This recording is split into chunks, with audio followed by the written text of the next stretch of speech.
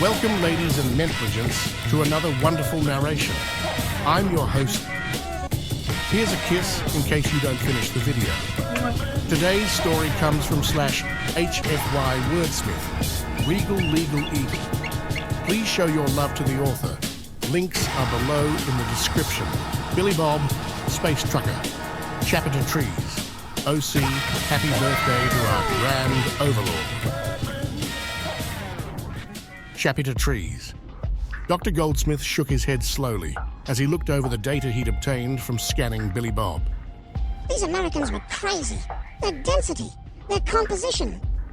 He found no less than 6 chemicals or elements in their makeup that would kill most species. Their levels of sodium were off the charts. He couldn't believe how much alcohol their bodies seemed ready to process. 2 or 3% alcohol solutions were more than enough to get many species drunk. But according to his research, American alcoholic beverages didn't start until something like 4 to 5%. Not only that, but they carbonated it. Sure, Libertonians like Emily had a high tolerance as well, so it wasn't unique, but it was certainly rare. The fact they had a drinks of over 50% alcohol was unheard of. He was preparing a report to send to the greater black market network that was run by his people, the Bengtiers, when he was interrupted by a nurse. Dr. Goldsmith, you need to come deal with this. He got up hurriedly, scurrying after the nurse to find a Vikish standing in the waiting room of the clinic. His face looked scared, but had clearly been treated by some bio-gel. He had a weapon in his hand and a military-grade shield belt. His bearing marked him as one of the clan who'd assaulted the station. But he didn't look threatening. Instead, he looked worried. What's this all about? The Vakish snapped to attention then. My life has been spared by the great Billy Bob. He has seen fit to save me from the fur deathball meetings. He has tasked me with serving this station as protector and guardian until the end of my days. He paused and then looked at Dr. Goldsmith as if something would happen. But Goldsmith looked around the room and then back. Well, what do you want from me? The Vakish looked a little nervous. I was hoping you could tell me how to do that. I was just a private. My kin have fled. The guards told me you'd been seeing to the great Billy Bob. Dr. Goldsmith blinked for a moment. He didn't tell you what to do? Only that I guard and protect this place with my life. I owe him a true Vikish soul debt and must keep it. Goldsmith blinked at that once more. Billy Bob had gotten a Vikish to swear to a soul debt and abandon search of his battle brothers? Was there no end to the amazing things that human could accomplish? He must truly be some sort of elite warrior and pilot of his people. He smiled up at the Vakish. Yes, come with me. We'll get you set up in Central.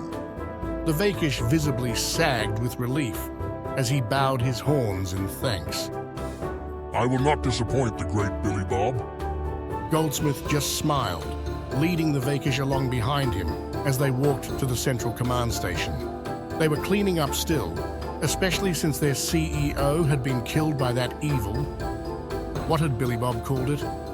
An evil space clown. Having done a bit of research into humanity, that term seemed appropriate. But it just confused him on why humans had such terrifying children's entertainers. Either way, the 4-armed insectoid Arnits who the Bengtiers hired as guards fluttered a little in the presence of the Vakish, clutching their energy weapons tight. But Goldsmith waved them off and rode the elevator up with his new charge. As he stepped out into the command center, he could see the remaining board of operators had assembled to fill in positions on the station left by their dead kin. But they weren't in the frenzy vote at the moment. They were huddled around a communication terminal. What's going on? He asked as he approached. Bad news, Doctor. The Galactic Secret Service is here. What? The Crusticans? Why? They've issued a level 1 warrant for the arrest of a terrorist they think is on our station. We'll just hand them over. We don't want trouble with them. That's the problem. They don't want a normal client, or even one of our own. Goldsmith gulped, fearing he knew what was next. But he had to ask. And who do they want? They've ordered the arrest and capture Of Billy Bob Space Trucker. There was a little chime in the cabin as Billy Bob looked at his calendar and laughed. Oh shit, look at that. It's Arcanus Day. Emily, grab me a beer. Gotta celebrate. Emily arched a brow, but walked back to the fridge, returning with 2 beers. Billy Bob cracked his open and laughed, lifting it up as he said, "Humanity! Fuck yeah!" Then he began to drink. Emily, on the other hand, just chuckled and quickly opened her tab while biting the side of the can to slurp it dry. What's this about? She asked, after crushing the can on her skull. Oh, it's Arcanus Day back on Earth. Some old human leader rallied a bunch of people around that cry as we started our first steps into colonizing our solar system. She nodded. You celebrate with a drink? Well, I gotta keep driving. Normally we celebrate by getting drunk. What about other human holidays? The next one we dress up, eat candy and get drunk. Then Vets Day, where we celebrate soldiers by drinking and grilling stuff. After that, we get together with family, have a feast and get drunk. After that, we get together with family again, exchange presents and get drunk. Then it's getting drunk to celebrate the new year. Then we get drunk with people we want to fuck and eat chocolate. Then we grill meat and get drunk to celebrate our presidents. Oh shit. Then it's a week of getting drunk because of voodoo and Narlands. Lots of tits for that one. Then we get drunk because of Ireland. Then we get up early and have a nice brunch and get just a little drunk while eating chocolate eggs. He nodded for a moment as he looked thoughtful, trying to remember everything. Then we get drunk Mexican-style cause, for some reason, because we want to mostly. Something about France, maybe. Then we have Memorial's Day, where we remember those who fought and died for us. More serious, but drinking is often involved. Then we have a day celebrating how awesome our flag is. Drinking not required, but again, often involved. He perked up and looked even more excited. Oh, and then it's the biggest, bestest day of them all, Independence Day. We explode shit, drink, grill meat, and generally spend the week in a blur of celebration. He rubbed his chin. Is that it? No. We also have a day to celebrate working by not working, and instead, getting drunk and grilling stuff. He nodded slowly. I think that's all of them. You get drunk for all your holidays? Yeah, mostly. Of course I'm leaving out the sports-related holidays, because not everyone gets involved in those. We used to have one to celebrate the guy who found America, but turns out while awesome in some senses, he was an asshole in others. So we decided to drop it in favor of National Pizza Day, which is pretty awesome too, if you ask me. Emily blinked, having no idea just how much the Americans apparently drank. While her people had high tolerance overall, if they drank that much, their bodies wouldn't be able to handle it. Maybe Earth years were more spread out? She'd have to look into it. Overall, the trip with Billy Bob, heading to his cargo delivery planet, was pretty smooth once they left the station. Emily would sleep every few hours, and Billy Bob would listen to his music. Then when he needed to sleep, he'd pull off, take a nap, as she listened to music and then switch off again. Once he was up, and they were just 4 hours from the planet, she had been listening to quite a bit of human music. So, this person was a monarch of popular? No, the King of Pop isn't like an official title. He was just a great musician and dancer. He wasn't really royalty.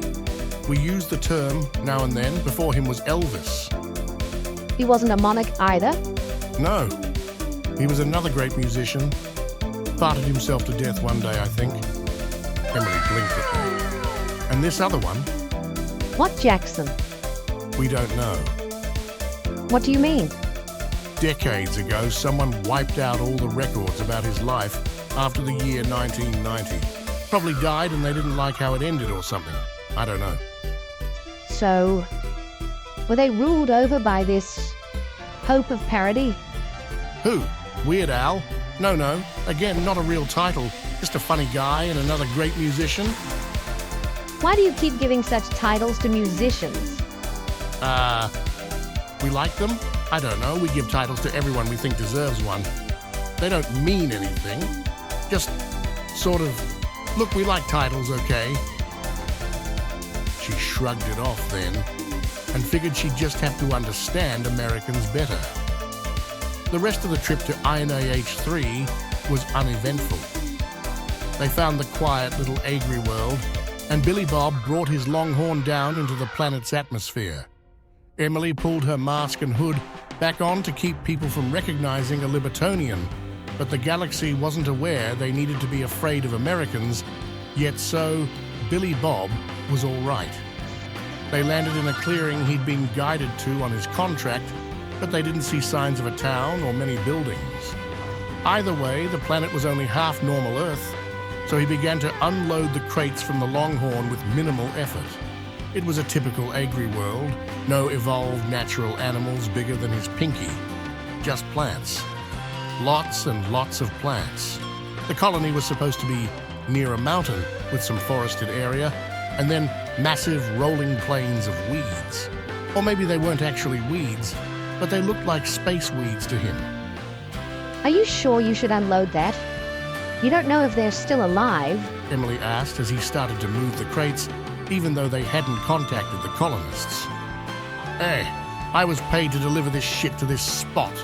Not my fault if they're too dead to collect. He grunted as he was about half done with unloading. Emily sat on top of a pile of crates, looking around the area while Billy Bob finished. When the last box was out, he smiled and brushed off his hands.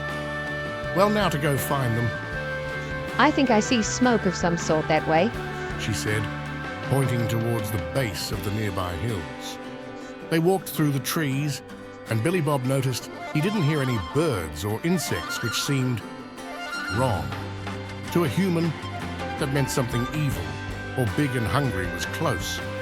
But some agri-worlds just didn't have those sort of animals. They came out of the trees in a clearing of what looked like basic tents and low-level shelters. The creatures were humanoid and had shaggy hair, with long snouts ending in what looked like unkempt bears. They were wearing very basic clothes and in general looked nothing like the colonists he was used to.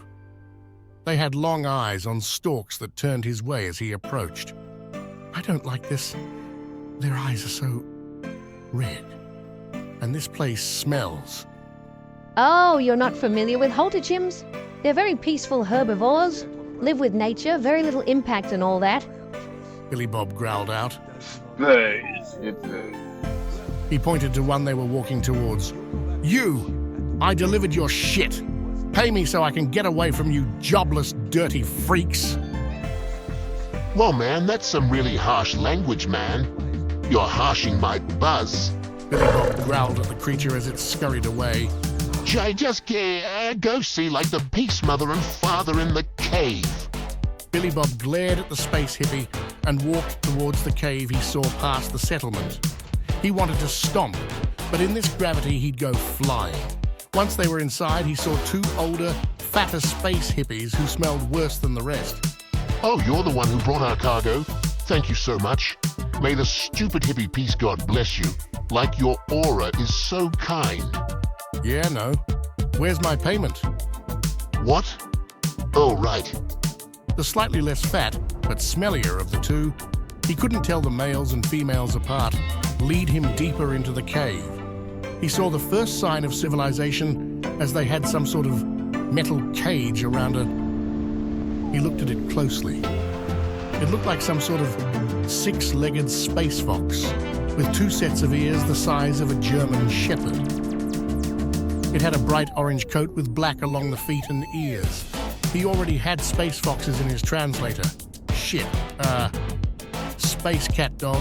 That would work. The thing looked depressed. This is our space cat dog. We brought it here to let it live a clean vegetarian lifestyle with us. But space cat dogs are carnivores. Emily said from behind him. We think we can break them of that bad habit. The space hippie said, "You people make me sick." Billy Bob growled. But he was here to get paid. The space hippie shrugged and rummaged through a box in the back before pulling out a pink crystal inlaid with some sort of wreath of vines. Turning it, handed it to Billy Bob. "The fuck is this?" "That's your payment. It gives you lifelong access to any space hippie planet where you're free to share in our food and shelter." Billy Bob twitched a little, but Emily leaned in behind him, whispering, "Billy Bob, that space cat dog, is incredibly rare and valuable. It's worth at least 1 million credits on the open market. More to the right buyer. My compatriot forgot something in the ship. I'll just stay here and share with your natural bounty." He turned, giving Emily a light push. "I'll see you back at the ship, Emily. Be right behind you." The diplomat was a bit confused, but after a moment of hesitation, turned and began to walk out of the colony. She was almost to the Longhorn when she heard shouting. Turning, she saw Billy Bob with the carnivore in his arm, running towards her in long, bounding strides in the low gravity. "Emily, get on the ship. We gotta fucking book it. The space hippies befriended some sort of rock creatures. Go, go, go!" And so ends another chapter in the adventures of Billy Bob's Space Trucker.